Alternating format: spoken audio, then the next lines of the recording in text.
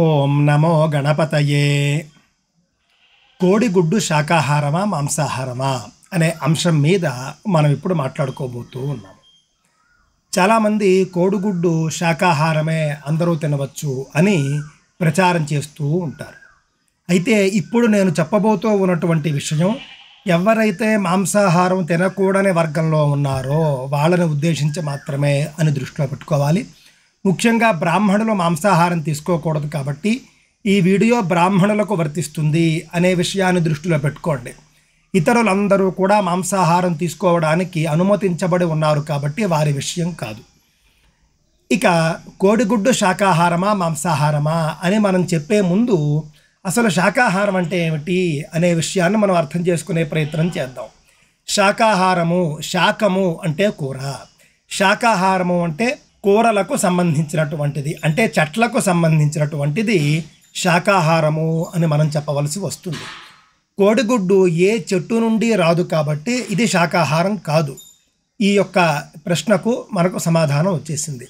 మరి మాంసాహారమా కాదా అని ఒక్కసారి మనం పరిశీలించినట్లయితే కోడి ప్రాకృతికమైనటువంటి పద్ధతిలో గుడ్డు పెట్టినట్లయితే మాత్రమే అది మాంసాహారం అని, అలా కాకుండా నేటి రోజుల్లో ఫారముల్లో ప్రత్యేకంగా చేయిస్తూ ఉన్నటువంటి గుడ్లు ఆ వర్గానికి చెందవు అని చెబుతూ ఉన్నారు. ప్రకృతి సిద్ధంగా కోళ్ళు పెట్టేటటువంటి గుడ్లలో పుంజు అలాగే కోడిపెట్ట కలయిక ఉంటుంది.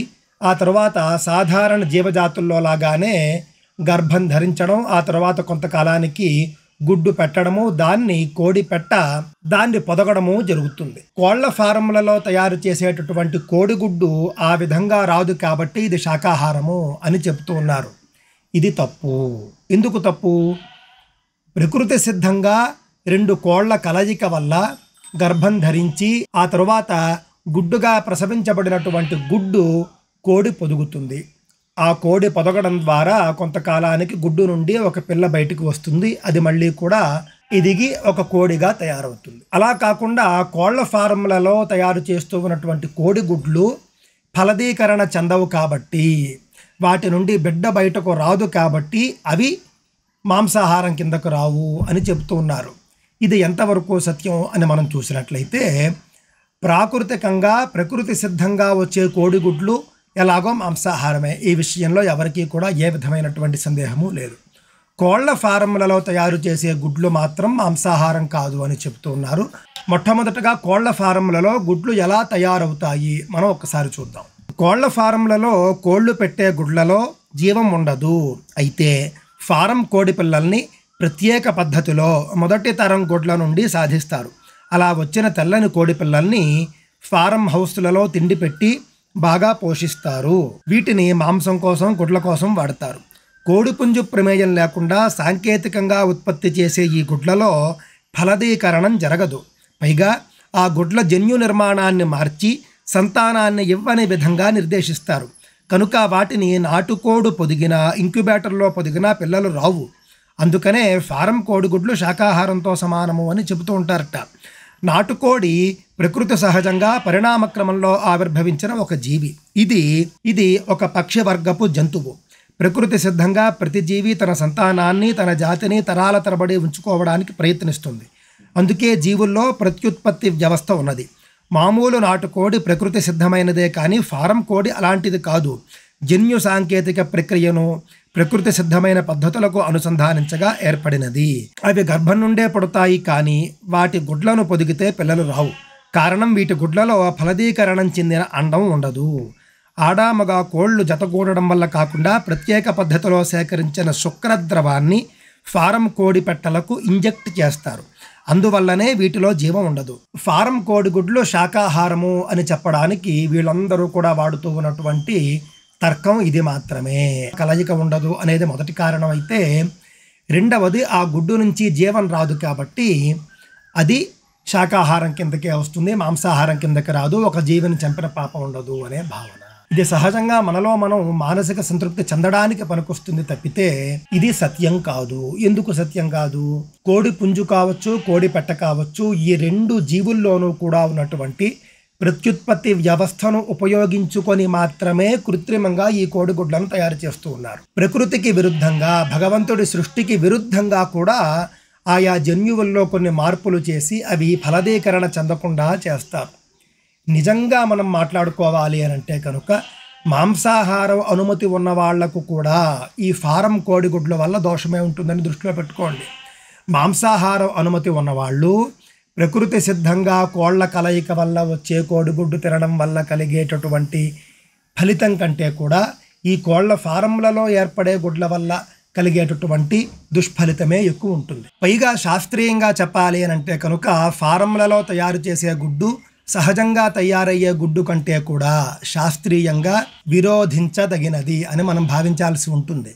ఎందుకు అనంటే ఫలదీకరణ చెందవలసినటువంటి గుడ్డును మనం కృత్రిమంగా ఫలదీకరణ చెందకుండా ఆపడం ఏదైతే ఉందో, కోడి పుంజు కోడి పెట్ట కలయిక వల్ల సహజంగా ఏర్పడవలసినటువంటి గుడ్డును అలా ఏర్పడనివ్వకుండా కృత్రిమంగా మనం ఏర్పడేలా చేయడం ఏదైతే ఉన్నదో, ఇదంతా కూడా విశ్వామిత్ర సృష్టిలాగా కృత్రిమ సృష్టి కిందకు వస్తుంది.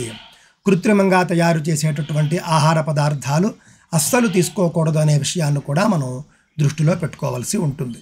శాకాహారులందరూ కూడా కోళ్ల ఫారంలలో తయారు చేసే కోడిగుడ్లు తినవచ్చు అనే అభిప్రాయం నుండి బయటకు రావాలి. ఎందుకు బయటకు రావాలి అని అంటే, కోళ్ల ఫారంలలో కూడా ఆ గుడ్లను తయారు చేయడానికి మగ కోడి యొక్క శుక్రాన్ని వాడతారు, అలాగే ఆడ కోడి యొక్క గర్భాన్ని వాడతారు. ఈ రెండిట్లోని కూడా సహజంగా వచ్చేటటువంటి ధాతువుల్ని కృత్రిమ పద్ధతుల్లో మార్చి మరీ ఉపయోగిస్తారు.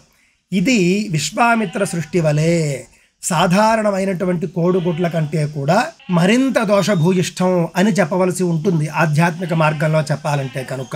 మరొక విషయం ఏమిటంటే, మాంసాహార నిషేధం బ్రాహ్మణులకు ఉంది కాబట్టి ఆ నియమాలలో భాగంగా కేవలం జంతువు నుండి మనం తీసుకొని తినదగ్గవి తాగదగ్గవి ఏవైనా ఉన్నాయి అనంటే కనుక కేవలం ఆవు పాలు, పాల ఉత్పత్తులు మాత్రమే.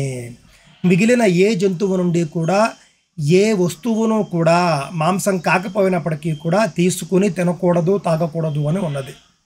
మేక పాలు ఆవు పాలల్లో కంటే కూడా ఎక్కువ కాల్షియాన్ని ఇస్తాయి అని చెబుతూ ఉంటారు. కానీ మేక పాలు వేల సంవత్సరాలుగా భారతదేశంలో బ్రాహ్మణులు తాగకూడదు అని నిషేధించబడి ఉన్నాయి. అలాగని మేకపాలు మాంసాహారం అని కాదు. కావున ఏది తినాలో చెప్పారు, ఏది తినకూడదో చెప్పారు. తినదగిన వాటిలోని మనకు ఆవు పాలు ఉన్నాయి, పాల ఉత్పత్తులు ఉన్నాయి. తినకూడని వాటిలో మిగిలినటువంటి జంతువుల ఉత్పత్తులన్నీ కూడా ఉంటాయి. కావున శాకాహారులు ఎవరో కూడా, ముఖ్యంగా బ్రాహ్మణులు, కోడిగుడ్డు తినకూడదు. తింటే కనుక మహాదోషం కిందకే వస్తుంది. కోడి యొక్క ప్రత్యుత్పత్తి వ్యవస్థను ఉపయోగించుకున్నారు కాబట్టి అది ఫలదీకరణ చెందినా చెందకపోయినా కూడా మనం కోడికి సంబంధించినటువంటి మాంసాన్ని తింటున్నట్టే లెక్క. ఈ విషయాన్ని దృష్టిలో పెట్టుకుని కోడిగుడ్డు శాకాహారం అనేటటువంటి ఒక దురభిప్రాయం నుండి బయటకు రండి. కోడిగుడ్లలో అనేక పోషక విలువలు ఉండవచ్చు, కానీ ఆ పోషక విలువలు కందిపప్పులో కూడా దొరుకుతాయి అనే విషయాన్ని దృష్టిలో పెట్టుకోండి. అందులో దొరికేవి, ఇందులో దొరకనివి 1-2 మాత్రం ఉండొచ్చు. అవి మనకు వేరే ఆహార పదార్థాల్లో కూడా దొరుకుతాయి. ముఖ్యంగా పాలు, పెరుగు, వెన్న, నెయ్యి, పన్నీరు మొదలైనటువంటి పాల ఉత్పత్తుల్లో అన్ని ప్రోటీన్లు ఉంటాయి. ఈ విషయాన్ని దృష్టిలో పెట్టుకోండి. పాల ఉత్పత్తులకు దూరం అవ్వకండి. వాటిలోనే అన్ని ప్రోటీన్లు మనకు దొరుకుతాయి. కోడిగుడ్డులో మాత్రమే పోషక విలువలు ఉంటాయి అనే భ్రమ నుండి బయటకు రండి. బ్రాహ్మణులకు కందిపప్పు ఉన్నది, పాలు, పాల ఉత్పత్తులు కూడా ఉన్నాయి. సాధారణంగా మనం ఆలోచించి చూస్తే, పరిశీలించి చూస్తే పశ్చిమ దేశాల ఆలోచన విధానానికి భారతీయుల ఆలోచన విధానానికి చాలా తేడా ఉంటుంది. భారతీయుల ఆలోచన విధానం చాలా సమతుల్యంగా ఉంటుంది అనే విషయాన్ని దృష్టిలో పెట్టుకోవాలి. పశ్చిమ దేశాల వాళ్ళు నమ్ముతారు జంతువుల నుండి వచ్చినదంతా కూడా మాంసాహారమేనని, చెట్ల నుండి వచ్చినదంతా కూడా శాకాహారమేనని భావిస్తారు. కానీ మనకు అది లెక్క కాదు. ఏది తినాలి, ఏది తినకూడదు అని స్మృతులు, శృతులు నిర్దేశించిన విధంగా, మహర్షులు ఆదేశించిన విధంగా మనం తింటాము, తాగుతాము. అంతేకాని ఇతర అక్కర్లేనటువంటి ఆలోచనలు మనము చేయము. కానీ పశ్చిమ దేశాలు జంతువు నుండి వచ్చిందంతా కూడా మాంసాహారమే అని భావిస్తారు. కానీ మనకు అలాంటి ఉద్దేశాలు ఏమీ ఉండవు.